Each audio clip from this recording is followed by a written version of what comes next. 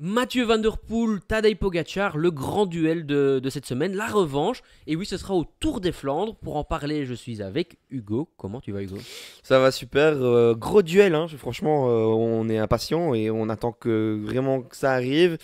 J'arrive vraiment pas à me décider. Peut-être que pendant la vidéo ici, quand on va parler, il y aura des arguments qui me viendront en tête, mais c'est vraiment difficile de se départager parce que autant l'un est sur sa planète, autant l'autre l'est aussi. Donc franchement, on est dans on va dire, le secteur de Mathieu Van Der Poel, mais on a le meilleur coureur du monde. Donc franchement, il y a des arguments des deux côtés.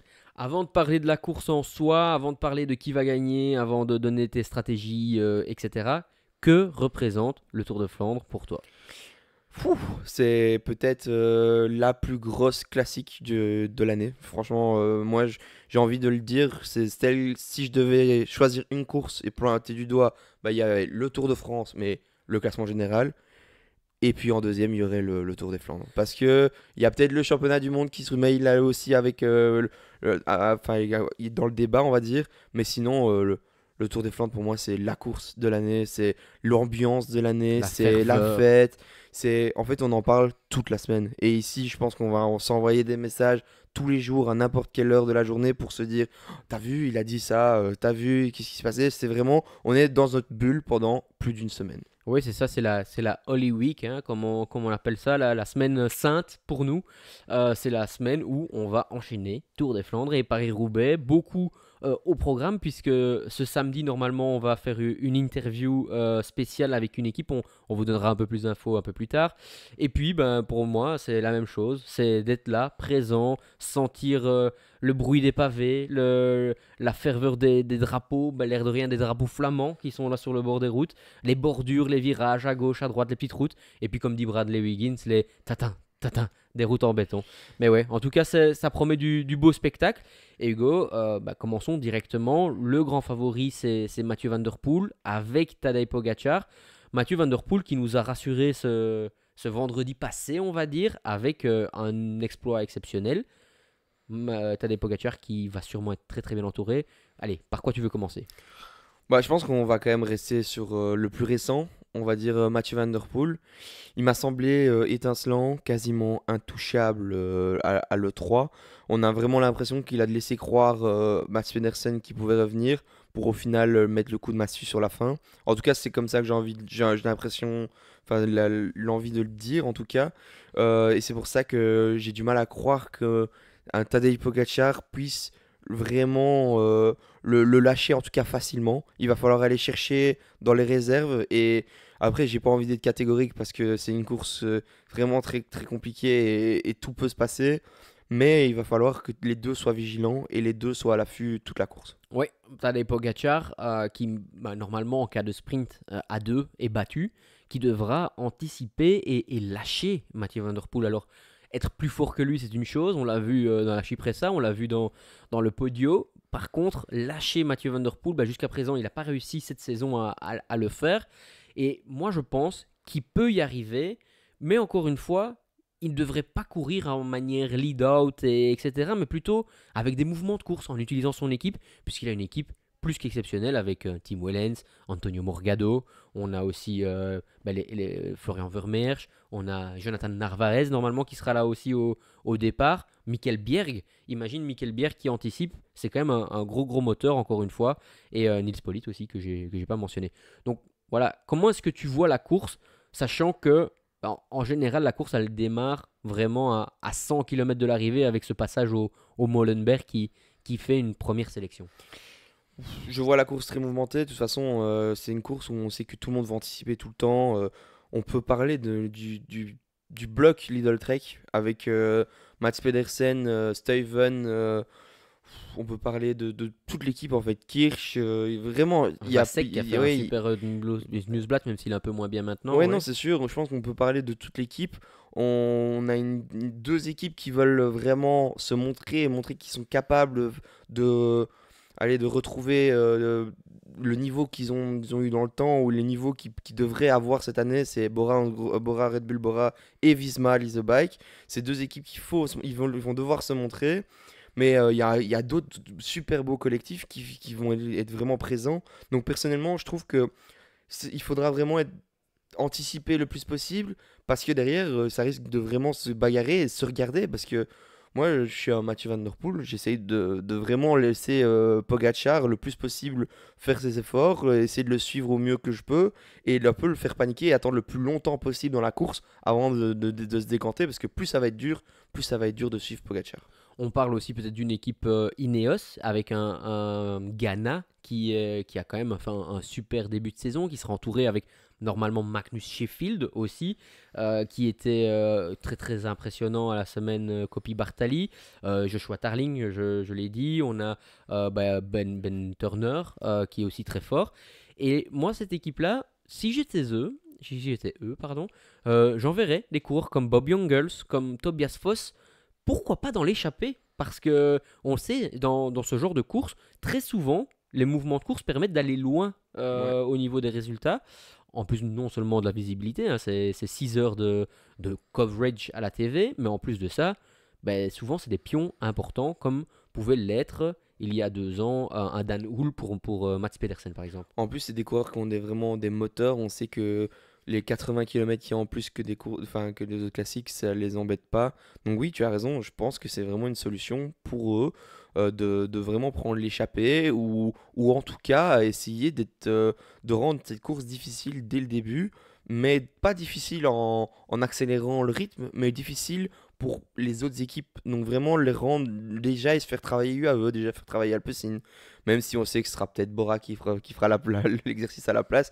Non, franchement, je pense qu'il y a vraiment de quoi faire. On peut parler d'aussi FDJ avec un très beau collectif. Et Valentin Madouas, ouais, Stéphane Kung, et donc Kung qui sera certainement pas, qui Louis anticipera pas. Saski. Ouais, voilà, c'est qu'il va pas anticiper, mais Kung, mais il sera là pour peut-être pour la fin, essayer de partir tout seul à un moment clé. On sait pas, tout peut se passer. Et j'espère qu'il y aura quand même. Enfin, pas le moment qu'on a eu l'année dernière où ils sont tous passés à pied en tout cas. Ça a Ouais, rabattu Koppenberg. vraiment toutes les cartes ce moment-là. J'espère que ça va changer cette année. Ouais, j'ai regardé pour préparer cet épisode, le Tour de Flandre les 2 dernières Ouais. années. Il y a 2 ans, à un moment donné, donc encore une fois, je le répète, mais au Molenberg, il y a une échappée qui sort avec Mats Pedersen, Stephen Kung, Nelson Powles, Matteo Trentin, et encore d'autres que j'ai oubliés. Et tous ces coureurs-là, Florian Vermeersch, tous ces coureurs-là finissent dans le top 10 au final, puisqu'il n'y a que 2 coureurs qui sont rentrés, Tadej Pogacar et Mathieu Van Der Poel. Donc au final, anticiper ne garantit pas une victoire. Par contre, ça garantit quand même euh, une promesse de beaux résultats à la fin. Donc c'est vraiment très important de choisir ce bon coup, sachant que dans la majorité des boss, on monte en rideau. Donc c'est-à-dire qu'on monte pas très très rapidement, mais c'est dans les intersections que ça permet de pouvoir faire la différence. Et c'est là que moi j'attends vraiment le surnombre d'équipes de niveau, je dirais pas inférieur, mais qui n'ont pas la responsabilité comme Mathieu Van Der Poel et Tadej Pogacar. Par contre, j'ai une question pour toi. Est-ce que tu penses qu'une surprise est possible cette année sur le Tour des Flandres? Bah, en fait, j'ai envie d'y croire parce que je vais te donner un scénario qui me semble impossible, c'est qu'on laisse partir un Mats Pedersen. Ça, c'est pour moi, c'est impossible parce que je pense qu'il a montré qu'il était trop fort que pour le laisser partir, que ce soit chez UAE ou que ce soit chez Alpecin, pardon. Mais par contre, chez Visma, je pense que le leader a un peu changé je pense que c'est Jorgensen qui va être vraiment le leader Ouais. principal. Est-ce que derrière, on a parlé dans l'épisode précédent que Wout van Aert avait peut-être un peu peur et avait vraiment peut-être une bonne condition physique, mais ça se montrait pas vraiment à la TV parce que dans la tête, c'est pas toujours pion. Est-ce que c'est pas mieux d'anticiper peut-être de plus loin, de beaucoup plus loin avec Wout van Aert, essayer de vraiment marquer le coup parce qu'on sait que lui, il est peut-être capable, après 250 km, de pouvoir, s'il passe les difficultés, de pouvoir accompagner les meilleurs. Oui, je suis d'accord avec toi, que ce soit Wout van Aert ou Tige Benoot, ils n'ont pas le niveau, en tout cas, ils n'ont pas Attendu. la prestation attendue, ça c'est sûr. Par contre, pour moi, leur niveau physique intrinsèque n'est peut-être plus aussi explosif, n'est peut-être plus aussi de placement comme ils peuvent l'être. Par contre, je pense que leur endurance de base, leur résistance de base doit être quand même toujours assez haute, et donc ils ne pourraient aller chercher un résultat. Moi, la surprise me semble très très peu envisageable cette année parce que on- que ce soit Van Der Poel ou que ce soit Tadej Pogacar, ils sont quand même connus pour ne pas laisser de chance aux échappées. Par contre, j'aimerais, pour pouvoir durcir la course et pour avoir une chance, avoir une échappée de 10, 15 coureurs dès le début, et puis après un mouvement d'équipe importante représentée, avec un mouvement peut-être, pourquoi pas, de course entre. Mais bon, j'ai vraiment du mal à le voir. En fait, Mais ouais, en tout cas, une équipe qu'on n'a pas mentionnée, mais un Matteo Trentin et l'équipe Tudor avec Alaphilippe. Pourquoi pas envoyer un Mayhofer peut-être dans l'échappée ou un Alaphilippe dans un coup intermédiaire, je vais moi je dire. vois bien un Israël avec soit Shenan, soit Pierre-André Côté ou des coureurs comme ça qui sont vraiment ils ont un très bon collectif franchement. Mais moi je vais revenir sur ce que tu as dit. En fait c'est très compliqué d'anticiper parce que le vieux Quarmont c'est vraiment peut-être la difficulté la plus dure des Flandriennes. C'est tellement long, c'est tellement un effort. Le pavé est pas bon. C'est vrai, en fait c'est vraiment une côte que pour moi, c'est pour ça qu'il y a certains grappeurs punchers qui arrivent à vraiment bien performer C'est long. sur le Tour de Flandre. C'est parce que c'est vraiment dur, c'est vraiment une côte en fait. C'est pas, on appelle côte en Belgique très facilement des petites ascensions, Oui, le etc. Berendries qui est dur, mais c'est sur l'asphalte. Voilà, c'est des côtes, certes, pour le commun des mortels, mais pour eux, c'est peut-être pas encore des grosses côtes, mais le Quarmont, ça fait mal à tout le monde. Même n'importe qui monte à vélo le Quarmont, faut essayer, hein. Franchement, personnellement, je l'ai déjà fait plusieurs fois. C'est à chaque fois une épreuve et tu te dis comment c'est possible. Et je les ai déjà vus passer. Tadej Pogacar, quand il gagne, on l'a vu passer. Il vole sur le pavé, lui, hein. Il t'attend pas. Et c'est pour ça que quand j'ai vu Mathieu Van Der Poel à la TV voler dans le Quarmont déjà vendredi, j'imagine pas comment il va être dimanche prochain. Et j'imagine pas comment Tadej Pogacar va être enfin, la semaine prochaine non plus. Donc franchement, ça va être très compliqué de vraiment faire une surprise. Un autre point qu'on n'a pas encore abordé, même si on l'a un peu esquissé avec Wout van Aert, c'est le placement. Le placement de Tadej Pogacar, on l'a vu à plusieurs reprises très fort. C'est quelqu'un qui est très habile sur le vélo et en général, je dis bien en général, très bien placé dans les bons moments. Par contre, quand il gagne le Tour des Flandres, il est un peu piégé dans un premier mouvement de course, une première fois. Puis ici, à la Cipressa, il était bien mis, mais elle est plutôt 20e, 30e. Euh, Est-ce qu'il pourrait être battu sur son placement ou tu penses que justement, il doit pas trop s'en soucier, même s'il doit quand même se placer comme il faut, bien évidemment. Moi, je pense qu'il peut même perdre la course, même avec un bon placement, hein. Je pense qu'il y a Mathieu Van Der Poel, il faut s'en méfier comme de la peste. Il a un sens de la course, on l'a vu sur le. Moi, j'ai mis en Sanremo, il me tourne dans la tête depuis que ça s'est passé. Il n'y a pas un moment donné où il a fait une erreur. Il a tout calculé.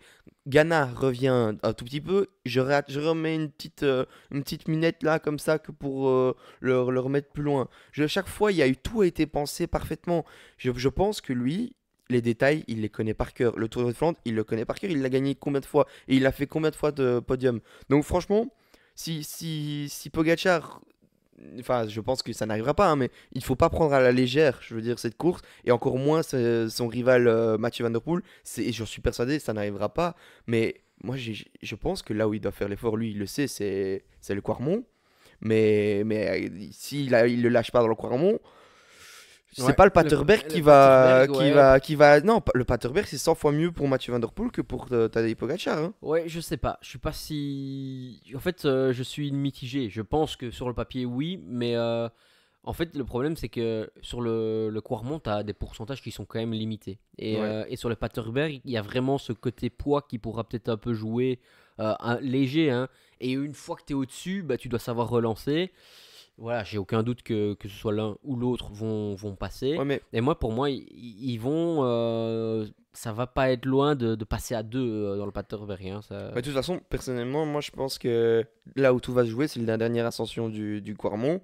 Et le Paterberg, comme je le dis, pour moi c'est à l'avantage de Mathieu Van Der Poel. Pourquoi? Parce que qu'on l'a vu dans le Poggio ou la Cipressa, dès que Pogacar attaquait, Mathieu Van Der Poel avait assez facilement la roue, il devait pas faire un effort trop. Ou quand il devait faire l'effort, c'est parce que lui décidait de lisser son effort. Mais quand il a attaqué Mathieu Van Der Poel, il a pris 20, 20 mètres, allez, je dirais, d'avance, mais d'un coup. Et pour moi, le Paterberg, c'est vraiment cette explosivité que tu as sur les 20 mètres qu'il a pris là.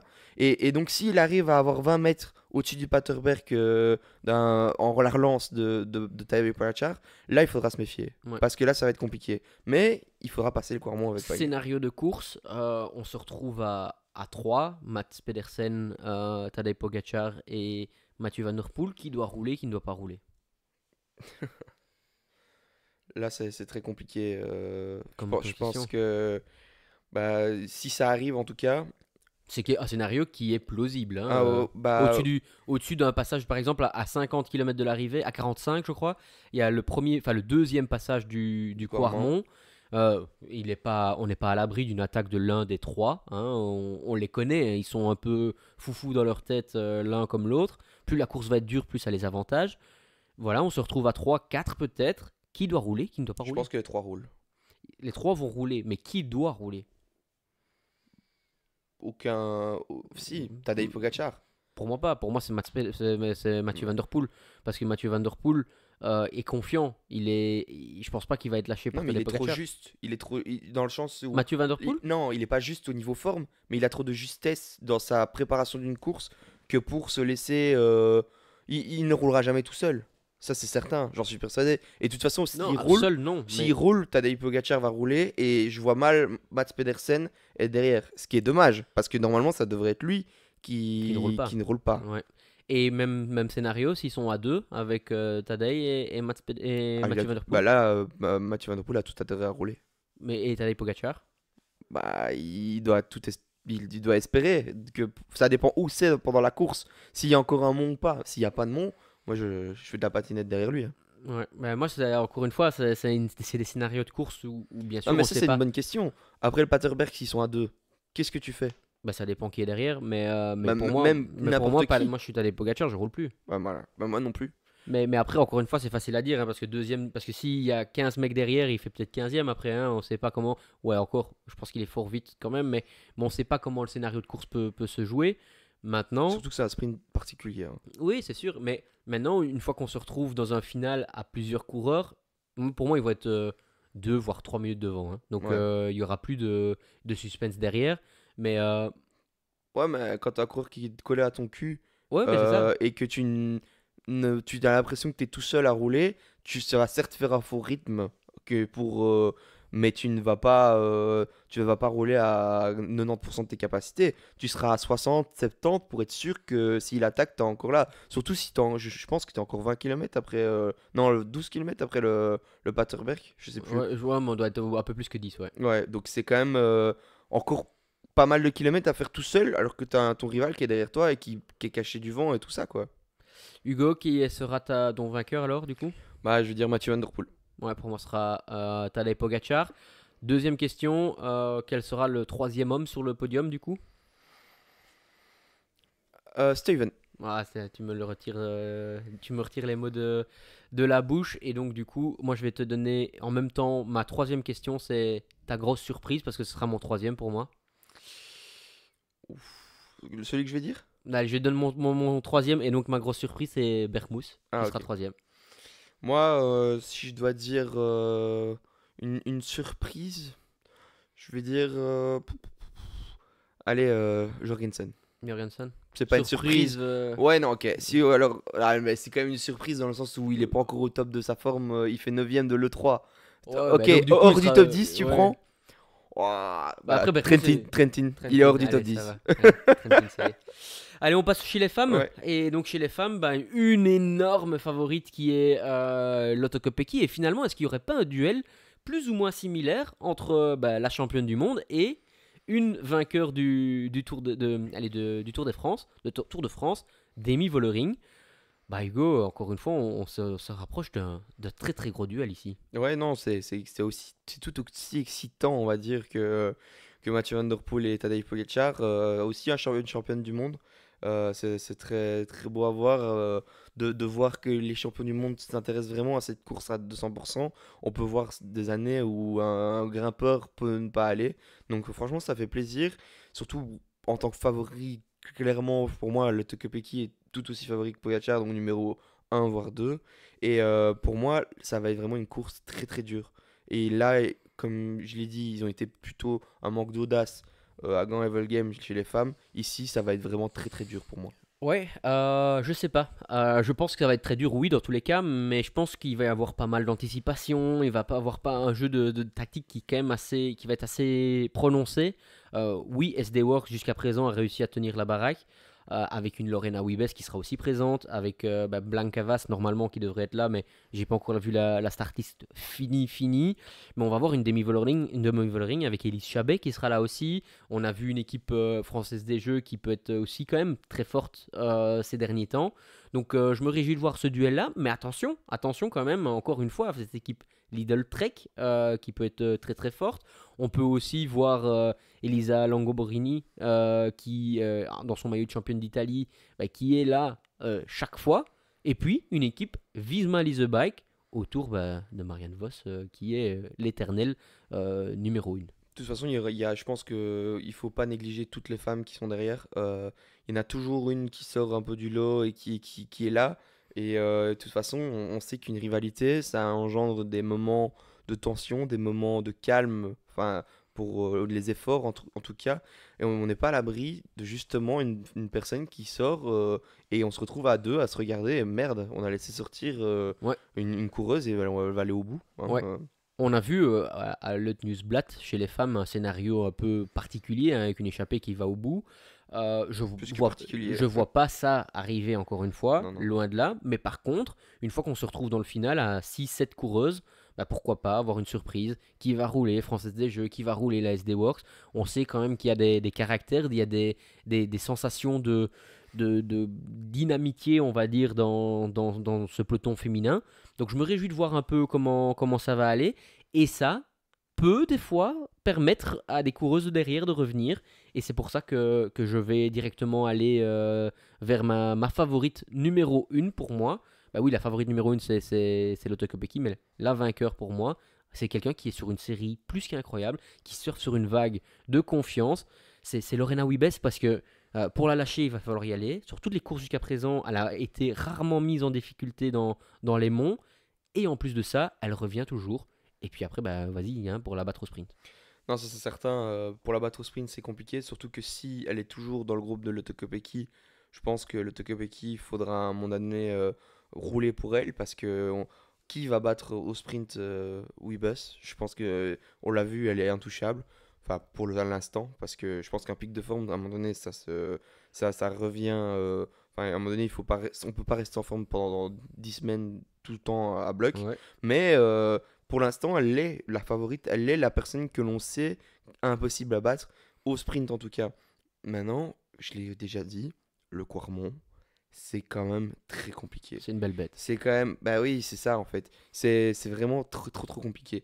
Donc, c'est pour ça que j'imagine que Vollering va faire l'effort ou va mener la vie dure à une Lotte Kopecky. Maintenant, Lotte Kopecky, c'est pas un manche, hein, c'est quelqu'un qui grimpe très, très, très, très bien. Donc, Ouais, on l'a déjà vu faire deuxième du Tour de France féminin. et, hein, et donc, pour moi, c'est elle qui va Lotte remporter. Kopecky. Ouais, c'est elle.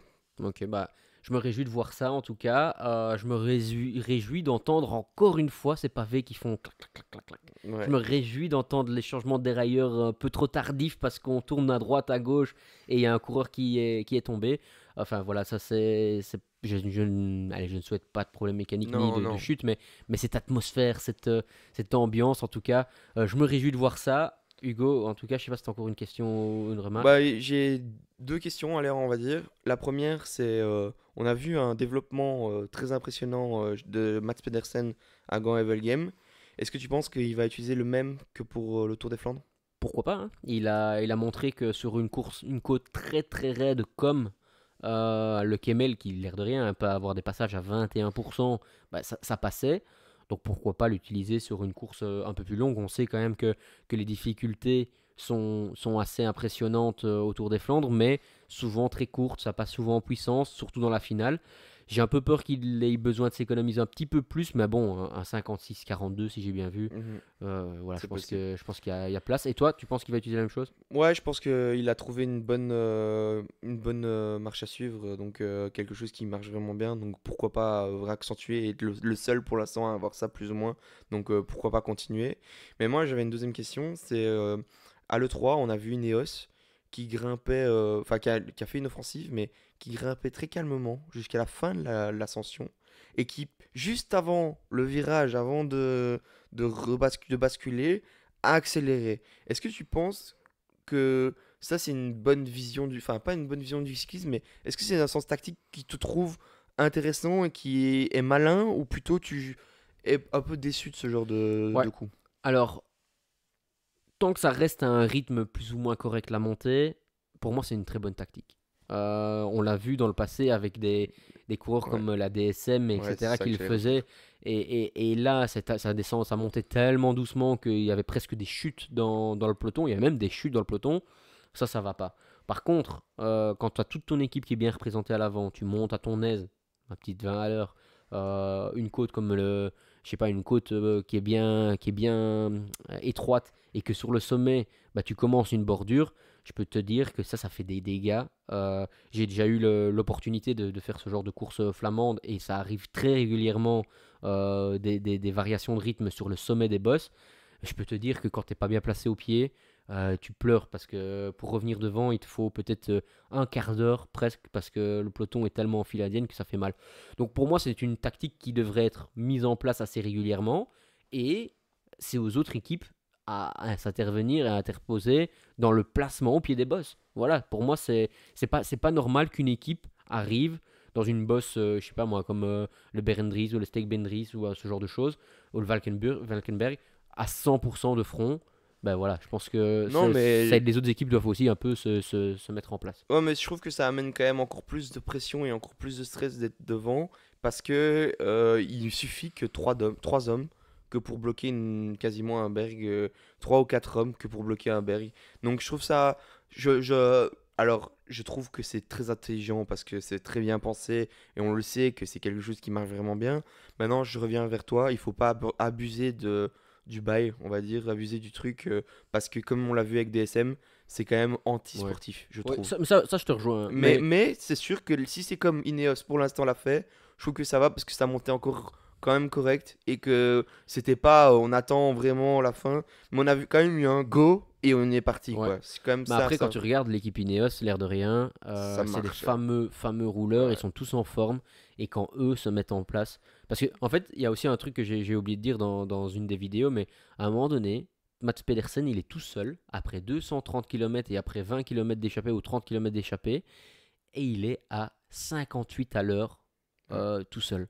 Et ben cette équipe Ineos, avec toutes ces coureurs machines qu'ils ont, imagine s'ils se mettent à bordurer, quand tu es à 60 à l'heure, et que derrière, tu es déjà 30 secondes au sommet de la bosse Ouais. derrière, tu dois rouler plus vite qu'à 60 à l'heure pour C'est revenir. pas possible. Donc c'est pas possible, sachant qu'il va y avoir 40 virages entre temps et au prochain. Donc voilà, c'est pour ça que pour moi c'est une très bonne tactique, tant que ça ne met pas en danger la course. Et après, tu parles du placement. Je suis désolé, mais ces dernières années, avec les oreillettes, tous les directeurs sportifs disent attention, le Molenberg c'est au kilomètre 100. Ah non. Le Tyenberg c'est au kilomètre. Nanana. Et donc tous les coureurs veulent Ouais. être présents.